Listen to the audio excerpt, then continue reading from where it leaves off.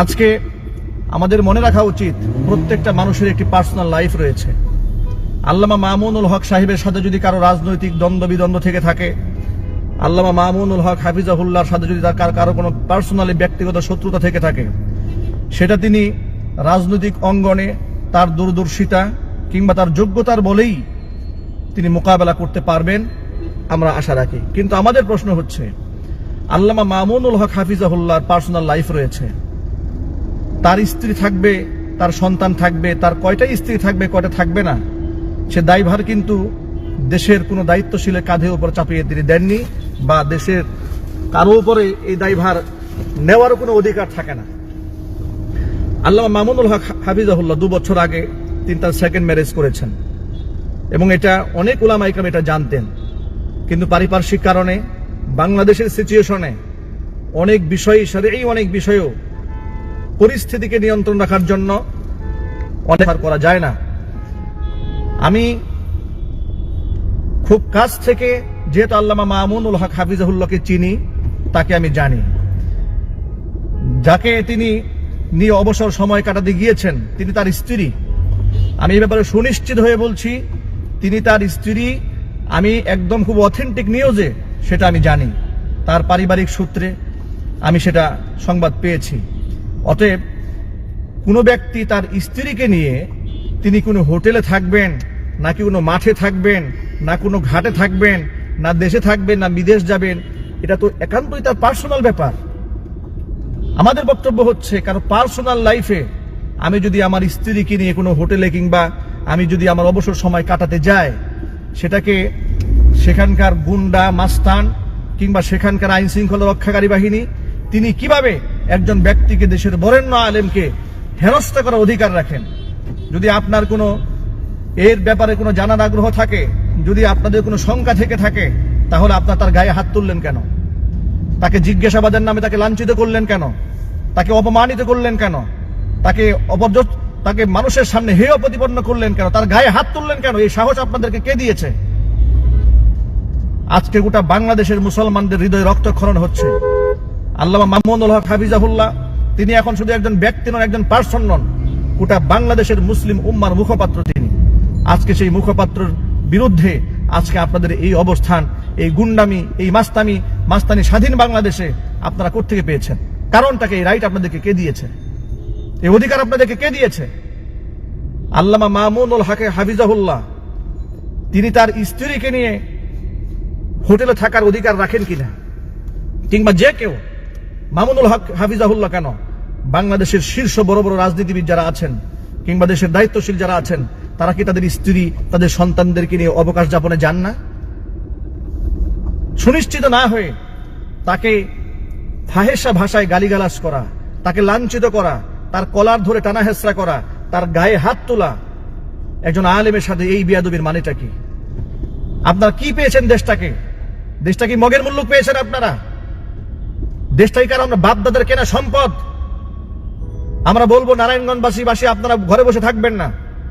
আমি আপনাদেরকে আহ্বান জানাচ্ছি, নারায়ণগঞ্জের সমস্ত মাদ্রাসার আলেম, উলামা, পীর, বুজুর্গ, মসজিদের ইমাম সাহেব, খতিব সাহেব যারা আছেন, সকলে মিলে এই মাজলুম আলেমের পাশে গিয়ে আপনারা দাঁড়ান। যে যেখানে আছেন নারায়ণগঞ্জের দিকে আপনারা রওনা হন।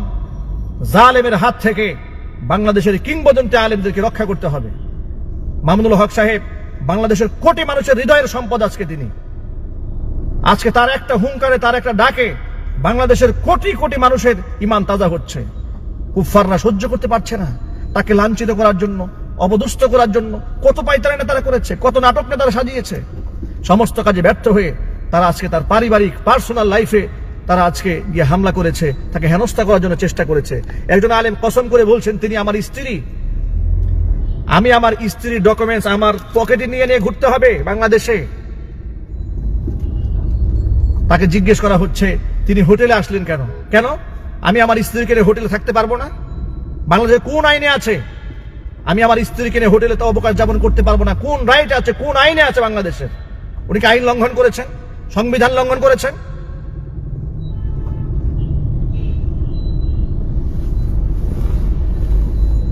আমি সকল মুসলমান ভাইকে বলছি, আমি আমার হৃদয়ের ভাষা আমি আপনাদেরকে বুঝাতে পারবো না, আমি এই দৃশ্য দেখা মাত্র আমার শরীরের প্রত্যেকটা লোম কোপ থেকে মনে হয় ঘাম ঝরছে, আমার শরীরের মধ্যে কাঁপছে। আমি আপনাদের সামনে এত কথা বলতে পারবো না, আমি শুধু একটা কথা বলবো, বাংলাদেশের সমস্ত মুসলমানদের এই মুহূর্তে হৃদয়ে যার স্থান তিনি আল্লামা মামুনুল হক। অতএব তিনি তার স্ত্রীকে নিয়ে কোথায় থাকবেন না থাকবেন এটা তার একান্ত পার্সোনাল ব্যাপার, পার্সোনাল লাইফ। তাকে জিজ্ঞেস করা হচ্ছে, আপনি যে আপনার স্ত্রীকে নিয়ে আসছেন কি নারায়ণগঞ্জের আলেমরা জানে? কেন আমাকে মাইকিং করে আমার বউকে নিয়ে যেতে হবে হোটেলে? আমি আমার স্ত্রীকে নিয়ে কোথায় আমি অবকাশ জীবন যাপন করব? উনি এখন বাংলাদেশের কোটি কোটি মানুষের চোখের মণি। আমার মতো ছোট্ট একজন মানুষ যখন রাস্তায় নামি তখন রাস্তার মধ্যে ভিড় জমে যায় মানুষেরা, আমার সাথে সালাম মুসাফা করতে করতে রাস্তায় গাড়ি ব্লক হয়ে যায়, মার্কেটে গেলে মানুষ সেলফি তোলার জন্য অস্থির হয়ে যায়। মামুনুল সাহেব তো কোটি মানুষের হৃদয়ের স্পন্দন, তিনি কি এলান করে করে তার পরিবার নিয়ে ঘুরে বেড়াবেন? নারায়ণগঞ্জের সমস্ত মানুষদেরকে মাইকিং করে বলতে হবে আমি আমার ওয়াইফ নিয়ে আসতেছি বেড়াইতে?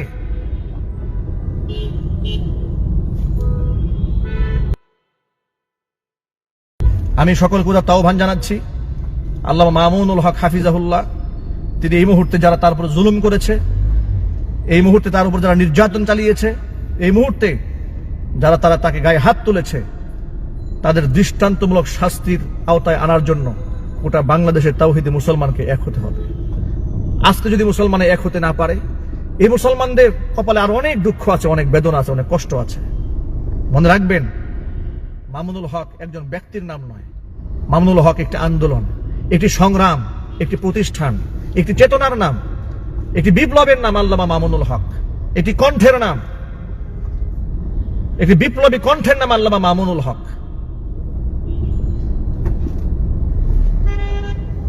মামুনুল হক সাহেবের সমালোচনা করা যায়, কিন্তু একজন মামুনুল হক সৃষ্টি হওয়া এত সহজ নয়। সমস্ত অনাচার, অন্যায়, দেশের স্বাধীনতা, দেশের সার্বভৌমত্ব, ইসলামী চেতনা, ইসলামী মূল্যবোধ সব দায়িত্ব কি মামুনুল হকের হয়ে গেল? সমস্ত দায়ভার আমরা মামুনুল হক হাফিজাহুল্লাহর দিকে চাপিয়ে দিয়ে তাকে বিপদের মুখে ঠেলে দিয়ে আমরা চুপচাপ বসে থাকবো ঘরের ভেতরে? এই চেতনা ইসলাম আমাদেরকে শিখিয়েছে। আপনাদেরকে একটি ইতিহাস স্মরণ করিয়ে দিই আমি। নবী করিম সাল্লাল্লাহু আলাইহি ওয়াসাল্লাম যখন স্বপ্ন যুগে দেখেছিলেন সাহাবা ইকরামদেরকে নিয়ে তিনি উমরা করতে যাচ্ছেন, তখন তিনি 1400 সাহাবীদেরকে নিয়ে মক্কার উদ্দেশ্যে রওনা হয়েছিলেন। উসমান রাদিয়াল্লাহু তাআলা আনহুকে হুদাইবিয়ার প্রান্ত থেকে পাঠিয়ে দিয়েছিলেন কাফেরদের সাথে কথা বলার জন্য। মক্কার কাফেররা সংবাদ পাঠিয়েছিল যে উসমান রাদিয়াল্লাহু তাআলা আনহুকে তারা শহীদ করে দিয়েছে। সাহাবা ইকরাম রাদিয়াল্লাহু তাআলা আনহুম আজমাইন বায়াতে রিজওয়ান সেখানে হুদাইবিয়ার বায়াত করেছিলেন। সেখানে বাবলা গাছের নিচে বসে 1400 সাহাবী রাসূল পাক সাল্লাল্লাহু আলাইহি সাল্লামের হাতে হাত রেখেছিলেন, আমাদের ভাইয়ের রক্তের বদলা না নিয়ে আমরা এখান থেকে ফেরত যাব না। আজকে কি একটা ঘটনা ঘটেছে। আল্লামা মামুনুল হক হাফিজাহুল্লাহ যেখানে কসম করে বলছেন, আমি আল্লাহর কসম করে বলছি যে আমি অন্যায় কোনো কাজ করি, গুনাহ করিনি, আমি আমার স্ত্রীকে নিয়ে এখানে এসেছি। কেন তার স্ত্রীকে নিয়ে নারায়ণগঞ্জে তিনি যেতে পারেন না? সেই রাইট কি তারা নাই? সাংবিধানিক রাষ্ট্রীয় তার অধিকার নাই, তার ধর্মীয় অধিকার নাই? উনি কোন অংশটা লঙ্ঘন করেছেন এখানে?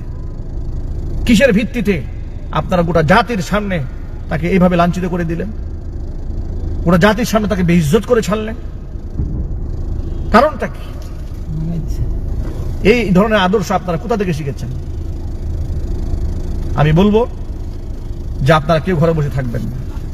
যত মানুষ আজকে আমার লাইভে আপনারা অংশগ্রহণ করেছেন, আমি সকলকে বলছি আমার এই লাইভটি প্রত্যেকের ওয়ালে ওয়ালে থাকতে হবে, প্রত্যেকের ওয়ালে, প্রত্যেকের ফেসবুকে আপনারা শেয়ার করুন, এটাকে ভাইরাল করে দিন, এটাকে ছড়িয়ে দিন।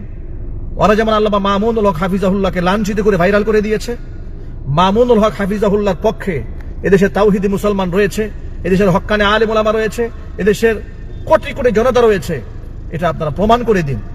আমাদের ঐক্য আমাদের শক্তি, আমাদের ঈমান, আমাদের আল্লাহর উপর ভরসা আমাদের শক্তি। আজকে ঈমানি চেতনা, ঈমানি আন্দোলনকে দুর্বল করে দেওয়ার জন্য কুফফারদের কত ষড়যন্ত্র। কেন? কারণটা কি? কারণটা কি? তিনি কি অপরাধ করেছেন এখানে? তিনি অনেক বড় একজন সেলিব্রিটি, তিনি তো নিজেকে আড়াল করে চলবেন, এটাই স্বাভাবিক ব্যাপার। প্রশ্ন হচ্ছে আল্লামা মামুনুল হক হাফিজাহুল্লাহ দ্বিতীয় সেকেন্ড ম্যারেজ করেছেন, ওটা দেশ জানলো না কেন? কেন সংবিধানের কোথায় লেখা আছে আমার সেকেন্ড ওয়াইফ থাকলে এটা গোটা পৃথিবী জানতে হবে? ওটা সমাজের মধ্যে তিনি স্বীকৃতি হয়তো দিয়ে রেখেছেন, কিন্তু সামাজিক পারিপার্শ্বিক অনেক কারণে এটা অনেক কথা বলাও যায় না, এটা পারিবারিক পার্সোনাল ব্যাপার। আমি বলবো নারায়ণগঞ্জবাসী, আপনারা ঘরে বসে থাকবেন না, আপনারা এই অন্যায়ের প্রতিবাদ করবেন, জোরালো প্রতিবাদ করবেন। যারা মামুনুল হক হাফিজাহুল্লাহর গায়ে হাত তুলেছে, তার জামা কাপড় টেনে ছিঁড়ে ফেলেছে, গোটা জাতির সামনে তাকে লাঞ্ছিত করার চেষ্টা করেছে, মুসলমানরা ঐক্যবদ্ধ হয়ে দেখিয়ে দিন একজন আলেমকে লাঞ্ছিত করলে তার প্রতিদানটা কিভাবে পেতে হয়। আপনারা প্রতিদান দেওয়ার জন্য ঐক্যবদ্ধ হয়ে যান। গোটা জাতি যদি আমরা ঐক্যবদ্ধ থাকতে পারি, এই জাতিকে রুখে দেওয়ার শক্তি কারণে এই জাতির রক্ত চক্ষু এদেশের আলেমদের দিকে তাকিয়ে কথা বলবে সাহস কারণে যদি মুসলিম উম্মাহ যদি একত্রিত হয়ে যেতে পারে। আমি সকল ভাইদেরকে বলছি, আপনারা রাজপথে নেমে আসুন। বিশেষ করে নারায়ণগঞ্জবাসীকে বলবো, আপনারা যেখানে আল্লামা মামুনুল হক হাফিজাহুল্লাহকে কয়েকটা গুন্ডা, কয়েকটা মাস্তান গালিগালাজ করেছে, ফাহিশা ভাষায় কথা বলেছে, আপনারা সব একত্রিত হয়ে যান। একটা সেকেন্ড আপনারা দেরি করবেন না, আপনারা তাকে সেখানে উদ্ধার করুন, তাকে সসম্মানে তার বাড়ি ফিরে নিয়ে আসুন। এবং মামুনুল হক হাফিজাহুল্লাহ সহ আমি সকল দায়িত্বশীল হেফাজতের দায়িত্বশীল সকলকে বলবো, আপনারা অনতিবিলম্বে একটি সংবাদ সম্মেলন করুন। সংবাদ সম্মেলন করে জাতির সামনে এর দৃষ্টান্তমূলক শাস্তি দাবি করুন। কেন তাকে এভাবে লাঞ্ছিত করা হয়েছে, কেন তাকে এভাবে বেইজ্জত করা হয়েছে, কারণটা কি?